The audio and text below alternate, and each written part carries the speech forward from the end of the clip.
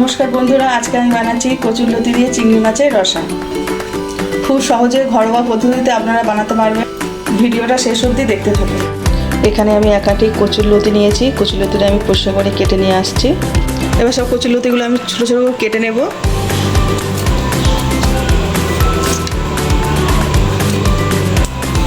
এরকম ছোটো ছোটো করে আমি সব কেটে নেব।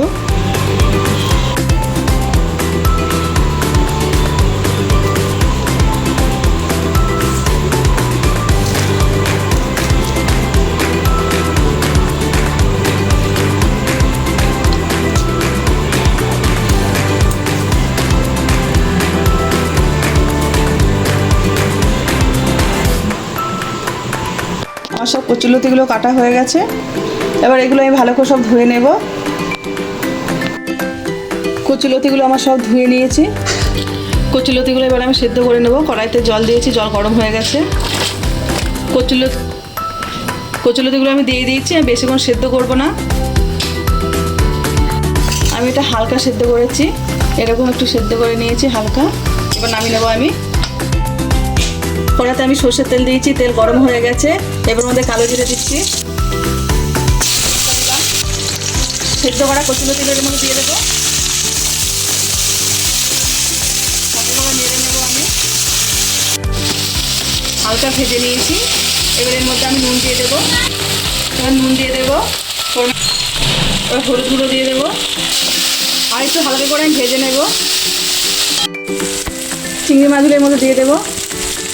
চিংড়ি মাছটা আমি আগে থেকে নুন হলুদ দিয়ে জাল দিয়ে রেখেছিলাম। এখানে আমি সাদা সর্ষে আর রসুন 4-5 কোয়া বেটে নিয়েছি। এখানে আমি সাদা সর্ষে আর 4-5 কোয়া রসুন একসাথে আমি বেটে নিয়েছি।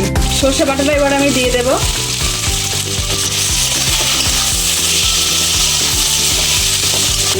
বাটি ধোয়া জলটা আমি দিয়ে দিলাম।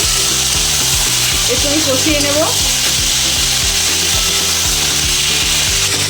একটু লঙ্কার গুঁড়ো দিয়ে দেবো।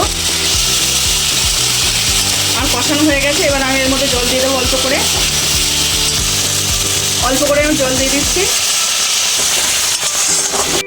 কচুরলতির রসাটা আমার হয়ে গেছে। এবার ওপর থেকে একটু তেল দিয়ে দিচ্ছি, সর্ষের তেল।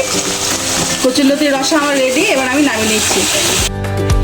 চিংড়ি মাছ দিয়ে কচুরলতির রসা একদম রেডি। দেখলেন তো কত সহজে বাড়িতে বানিয়ে নিলাম। আপনারা চাইলে আমার এই রেসিপি ফলো করে আপনারা বাড়িতে বানাতে পারবেন।